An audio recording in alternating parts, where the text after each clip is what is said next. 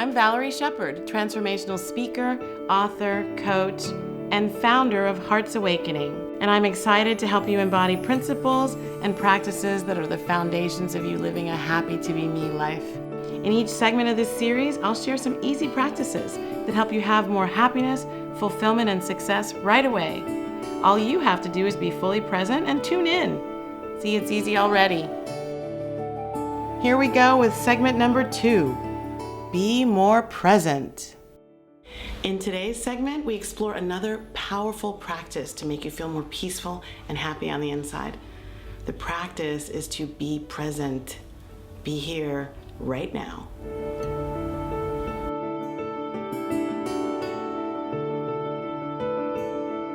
Consider this awesome quote from Beatle George Harrison. All there ever is the now. We can gain experience from the past, but we can't relive it. And we can hope for the future, but we don't know if there is one. Philosophers, metaphysicians, and mystics have been proclaiming the power in the now moment for centuries. So why is it that so many of us are caught up in reliving the past or worried about the future? Let's check in with some young people.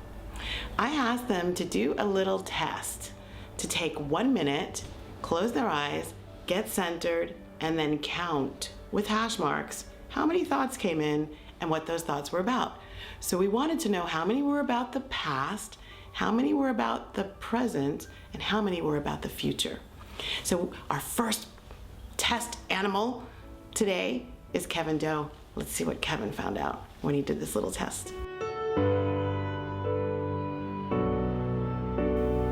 Hi, Kevin. Hey, Valerie. How you doing? I'm great. Thanks so much for being here. Of course. What happened with you? Were you surprised when you did your little hash marks?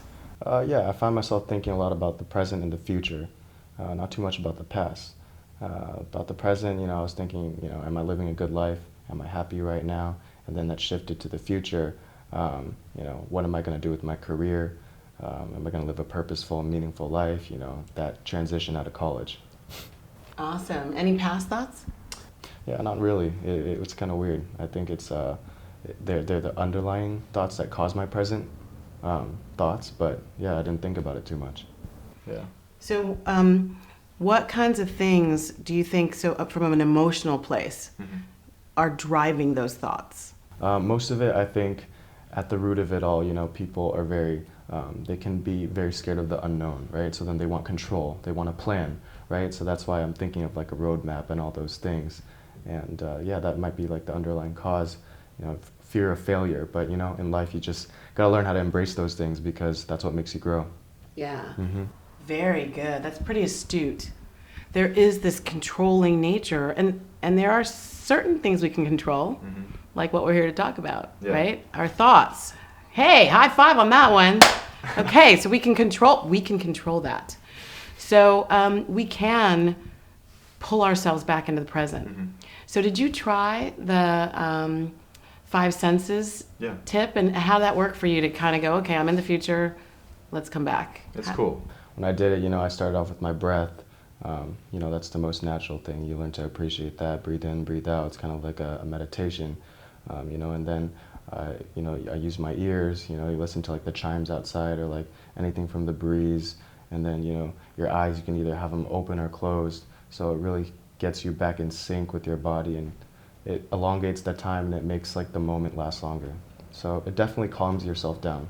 Beautiful. Great. That's And let me ask you one last thing. Okay. Once you did the 5 senses exercise, did the future thoughts kind of quiet? Like even after you stopped concentrating on the 5 senses, were you still present? Oh yeah, it kind of just tells you or it makes you feel that everything's going to be okay. It just makes you feel more calm, even though you don't always need to be thinking of the future. Just do it. Imagine that there's somebody out there who is going through the same thing right now. They've got the future and the past and the future and the past and no present moment awareness. Look in the camera and give them your best. This is how you do it. All right, so here's what I would do. You can do the 5 steps that Valerie suggested, which I think is incredibly helpful. Or personally, from my experience, there's 2 things that I believe in. it's faith and patience. So you gotta have faith that the decisions that you make in life will ultimately work out, right? And also you need patience, because anything worthwhile takes dedication and time.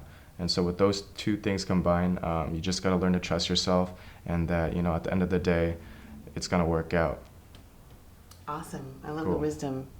I was never good at patience, but I've gotten there. Me either. I'm working on it. Thank you so much, Kevin. I appreciate you being here. You're welcome.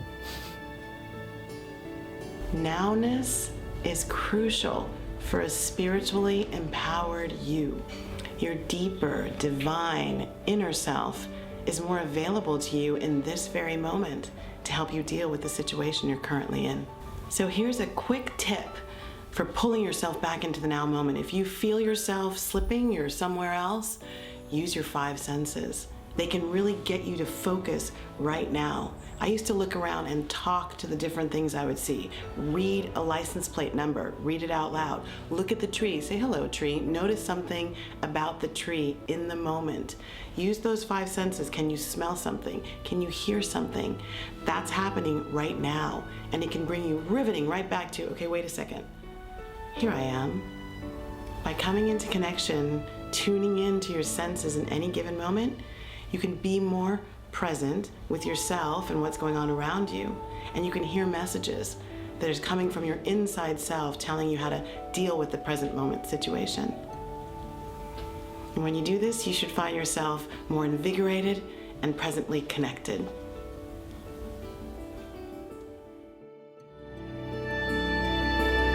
Your existence is spiritual, and in truth it always has been. You're not just a human.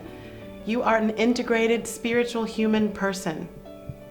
It takes conscious choices, commitment, and courage to be happy and whole and fully connected to the truth of who you are, the magnificent essence of you. But you're worth it.